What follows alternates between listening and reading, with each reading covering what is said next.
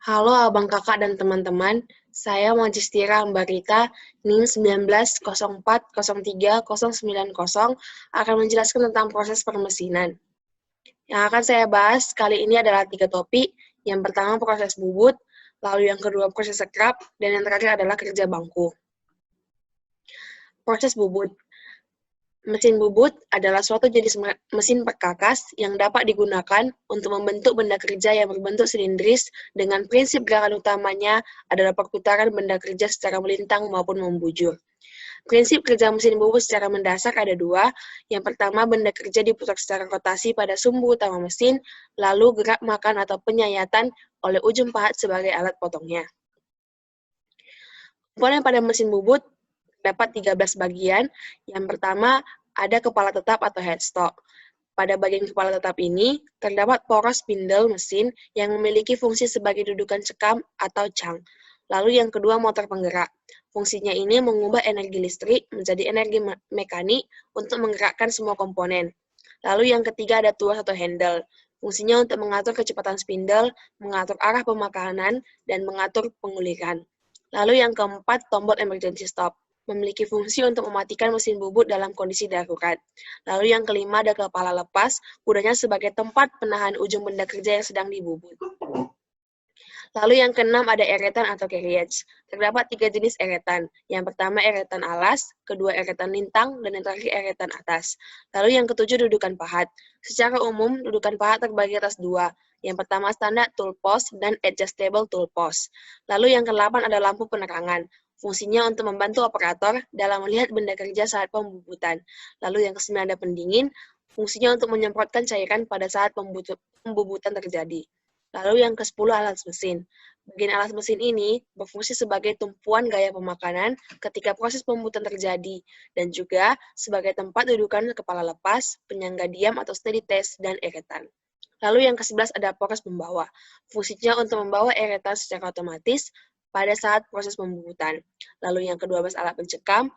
Sebagai alat pencekam untuk mengikat benda keras saat akan pembubutan.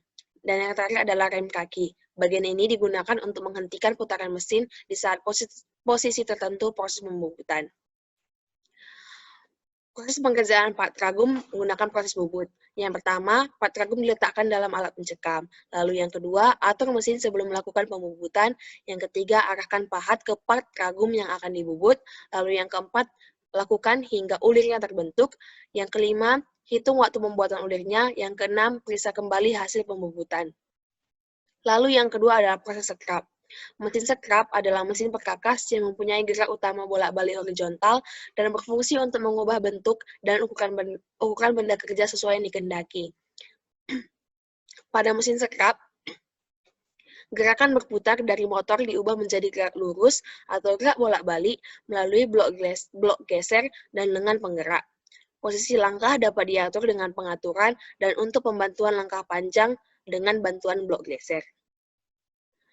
Komponen pada mesin sekrap. Yang pertama adalah badan mesin. Ini merupakan keseluruhan mesin, tempat mekanik penggerak, dan tuas pengatur. Lalu yang kedua ada meja mesin, fungsinya merupakan tempat kedudukan benda kerja atau penjepit benda kerja. Yang ketiga ada lengan, fungsinya untuk menggerakkan pahat maju mundur. Yang keempat ada eretan pahat, fungsinya untuk mengatur ketebalan pemakanan pahat. Lalu yang kelima adalah pengatur kecepatan, berfungsi untuk mengatur atau memilih jumlah langkah lengan mesin per menit. Yang keenam, tuas panjang langkah.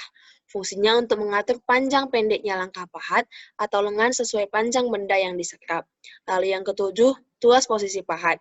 Tuas ini terletak pada lengan mesin dan berfungsi untuk mengatur kedudukan pahat terhadap benda kerja. Lalu yang kedelapan, tuas pengatur gerak otomatis meja melintang.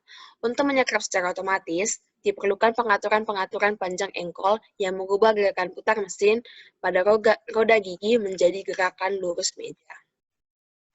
Proses pengerjaan part ragum dan proses sekrap. Yang pertama, part ragum itu diletakkan dulu di atas meja mesin.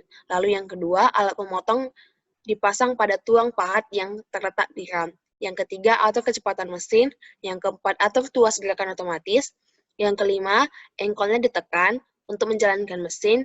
Yang keenam, mesin akan bekerja memakan benda kerja dan mengurangi dimensi bendanya. Lalu yang ketujuh, ketika proses rekap selesai, lakukan pemeriksaan. Yang ketiga, kerja bangku. Prinsip kerja drilling dan kerja bangku. Mesin drilling atau mesin bor digunakan untuk memberi lubang yang berdiameter kecil sampai berdiameter besar.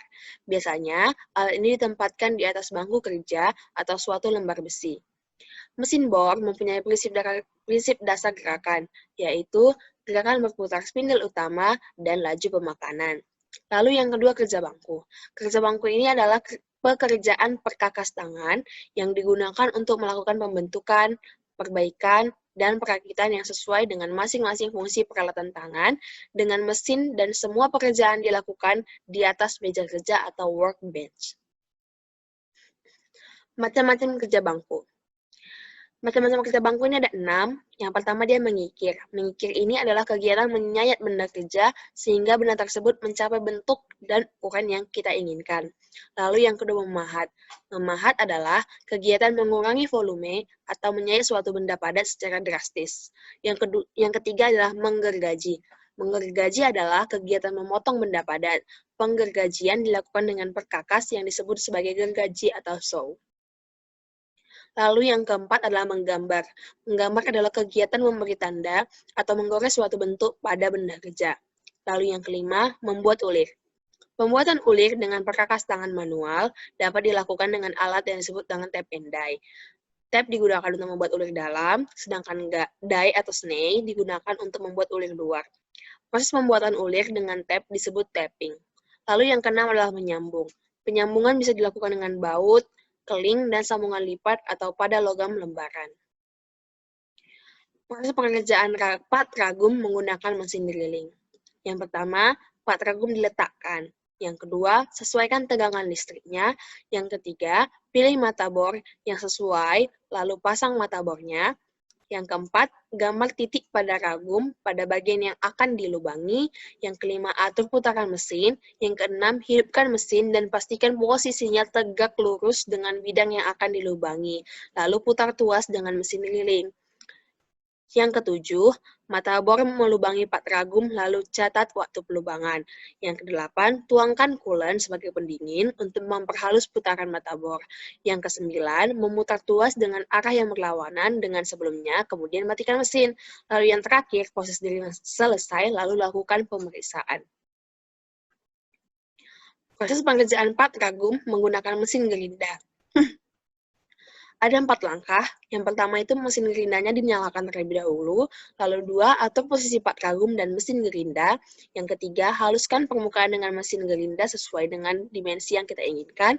Lalu proses selesai dan lakukan pemeriksaan. Dan terakhir adalah proses pengerjaan pat ragum menggunakan kikir. Ada 3 langkah. Yang pertama, ambil pat ragum yang akan dikikir. 2, gesekkan kikir ke permukaan pat ragum. Yang ketiga, proses selesai dan lakukan pemeriksaan. Demikian presentasi saya. Jika ada salah, saya minta maaf. Sekian dan terima kasih.